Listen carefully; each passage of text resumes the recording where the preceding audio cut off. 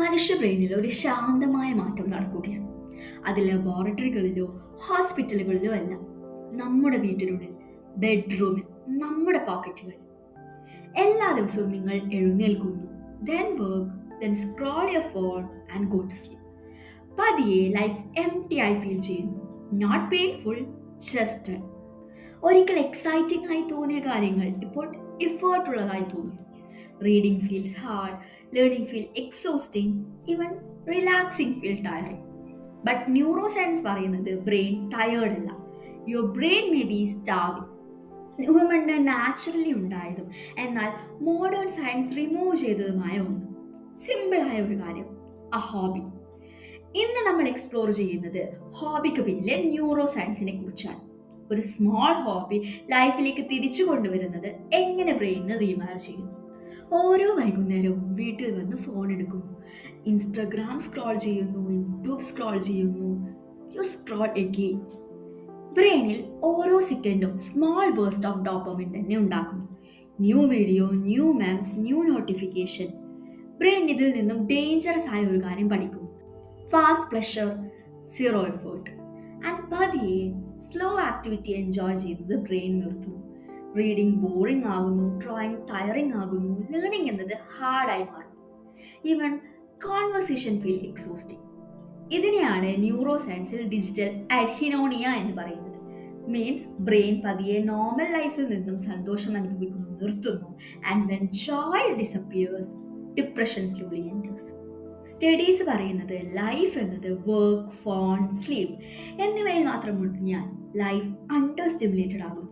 Your attention span drops, your emotional regulation weakens, your memory become weaker. And അത് ബ്രെയിനിന്റെ reward സിസ്റ്റത്തെ തന്നെ imbalance ആക്കുന്നു. Huge dopamine spike social മീഡിയയിൽ നിന്നും no dopamine real ലൈഫിൽ നിന്നുമായാൽ നോർമൽ ലൈഫ് എന്നത് ബോറിംഗ് ആയി മാറും.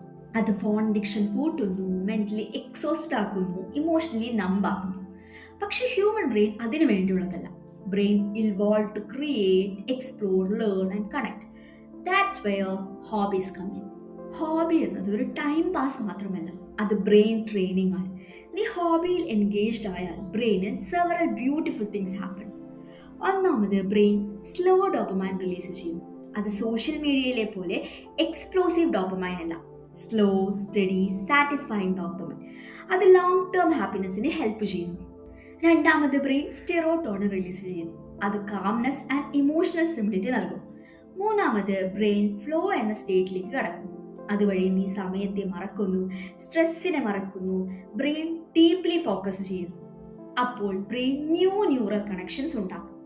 സ്റ്റഡീസ് പറയുന്നത് ഹോബിയിൽ എൻഗേജ്ഡ് ആകുന്നത് increase brain volume in certain regions, improve memory, improve attention span, reduce depression and anxiety, improve self esteem.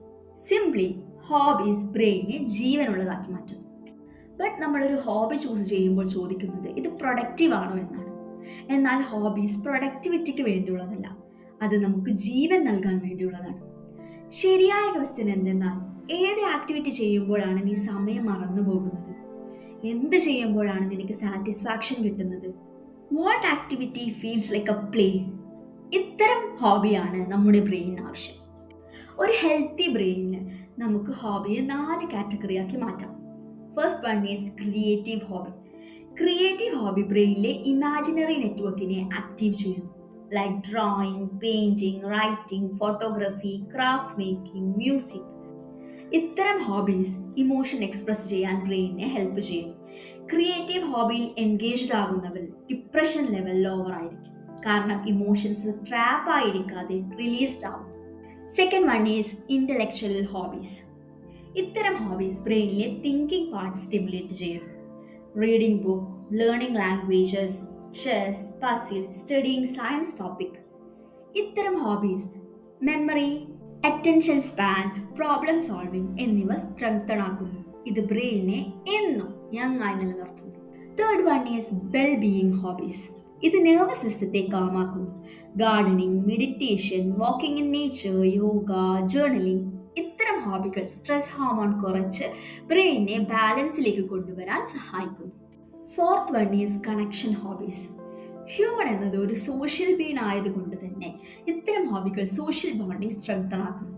Playing music with friends, team sports, community volunteering, cooking together, ഇത്തരം hobbies oxytocin the bonding hormone release ചെയ്യുന്നു. അത് happiness and emotional security വർദ്ധിപ്പിക്കുന്നു. ഹോബീസിനെ smoking ഒഴിവാക്കുന്നതുമായി compare ചെയ്യാം. നമുക്ക് smoking simply quit ചെയ്യാൻ സാധിക്കില്ല, but ആ ഹാബിറ്റിനെ മറ്റൊന്നുമായി replace ചെയ്യാൻ സാധിക്കും.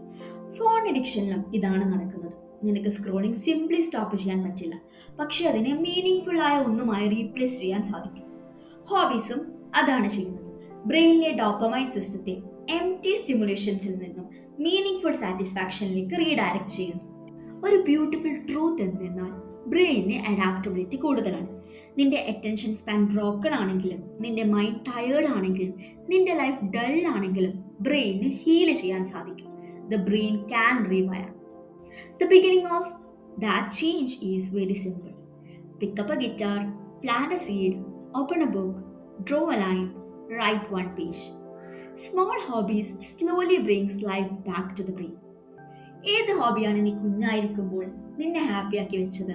ആൻഡ് ഏത് ഹോബിയാണ് നീ ഇനിയും തുടങ്ങാൻ ആഗ്രഹിക്കുന്നത്? Comment below. Your answer might inspire someone else.